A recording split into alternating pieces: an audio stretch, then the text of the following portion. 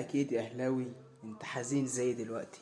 اكيد طبعا. شيكابالا خلاص الاسطوره بتاعتنا، النجم الكبير بتاعنا اعلن اعتزاله في نهايه الموسم. يعني انت خلاص ما عادش تشوف شيكابالا في الملاعب، ما عادش هيكسبك، ما عادش هيضيع بلانتات ضدك فتكسب. خلاص يعني انت فاهم، بس هو ما يجراش حاجه بقى يعني. هيجي غيره. دي نقطه مش مهم يعني، عادي ما يعتزل ولا يروح في، احنا مالنا. النقطه بقى التانية بقى والاهم، الاهم بقى، كابتن احمد حسام ميزو. تلاقي كلمة بعبع بعبع الأهلي مش واكلة مع الجمهور قوي. قال لك لا احنا نطلع نقول تصريحين جامدين علشان أبان في الصورة واخد اللقطة، أبان اللي أنا جامد. قال لك أنا معايا شيكات معايا شيكات مفتوحة أجيب بيها لعبة من الأهلي. مفتوحة يا معلم؟ ايه ماشي بك شيكات مفتوحة تعمل بيها ايه؟ دي مفتوحة على البحري، مفيش حاجات من دي. طب ما انت الاولى انك تحاول تجدد لزيزو، بدل ما انت جايب لي خمسة ستة رجال اعمال عشان يحاولوا يجددوا له، تقعد بقى تقول لي شيكات مفتوحة وشيكات مقفولة. بس الغلط مش عليك، يعني هو الغلط مش عليك، الغلط على اللي بيصدق.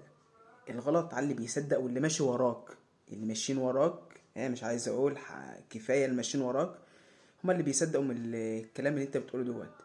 دي حاجة. الحاجة بقى التانية، قال لك انا في تلات اربع لعيبه من الاهلي او بين لاعبين من الاهلي مكلميني علشان يجوا يلعبوا في الزمالك.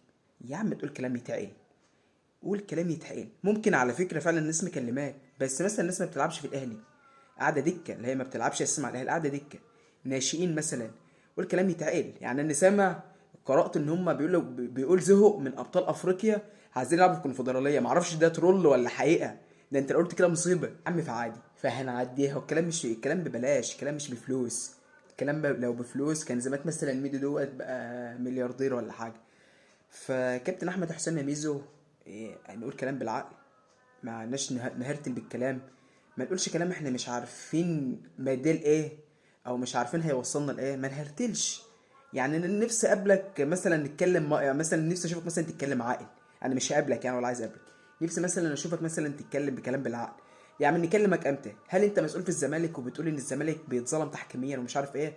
ولا وانت مش مسؤول في الزمالك وماسك فريق ضد الزمالك وبتقول ان الزمالك بيكسب بالتحكيم؟